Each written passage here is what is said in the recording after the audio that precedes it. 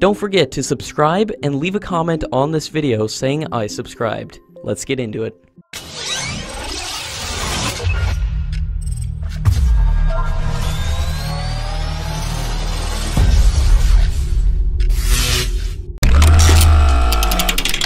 During a press briefing, the Pentagon spokesperson Dana White has said that India is free to determine whether it wants to purchase the S-400 systems from Russia. If a deal is finalized, India would become the third foreign customer of the system, as agreements for S-400 systems have previously been concluded with China and Turkey. Various Chinese state-run media agencies have reported that the country's first indigenously built aircraft carrier could soon start the sea trials, marking impressive progress for a ship that was launched less than a year ago. The Chinese reports also claim that the scaffolding on the ship has been removed, and an advanced radar system has also been installed. A global expression of interest has been floated by Goa Shipyard Limited to pre-qualify foreign shipyards that would participate in the 32,000 crore rupees project to manufacture 12 mine countermeasure vessels in India. The qualified shipyard would subsequently be issued a request for proposal for the supply of design and transfer of technology, which has been the main issue in the earlier tenders. The Indian Navy requires at least 24 such vessels urgently. The Indian Navy has briefed the government on an urgent requirement for landing ships that can transport at least 3,000 soldiers and speedily disembark them on land. The largest of such kind of ship in the Indian Navy's inventory is the L-41, which is an amphibious transport ship, which was imported from the US in 2007. The ship was commissioned in the US Navy as the USS Trenton in 1971.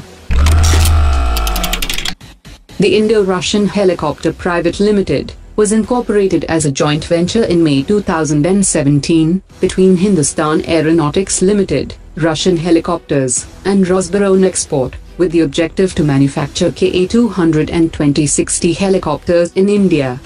The manufacturing facility for the Ka-226T helicopters will be located at the new proposed helicopter plant of Hindustan Aeronautics Limited. Top Defense Ministry officials have said that the Indian Army is giving finishing touches to a new policy that will allow sharing of some of its main equipment with the private sector for upgradation, creation of new variants, and for research and development. This is a major move towards indigenization and reducing dependence on imports. The new policy will also formalize the Army's interaction with local and foreign vendors of equipment and technology. A number of small regional flight operators are approaching Hindustan Aeronautics Limited for the Dornier 228, its first made-in-India aircraft for passenger use. Until now, this aircraft was made for defense forces and was recently certified for civil use, after checking the 19-seater's suitability for operating on short routes. The list price of this aircraft is around 50 to 55 crore rupees. Two brand-new Boeing 777 planes will be sent to US-based Boeing Defense for retrofitting with the latest security and communication systems, and will be ready for use in 18 months. These two Boeing 777 extended-range planes will be ready by the end of next year, which will replace the 25-year-old jets currently flown by the President of India and Prime Minister Modi.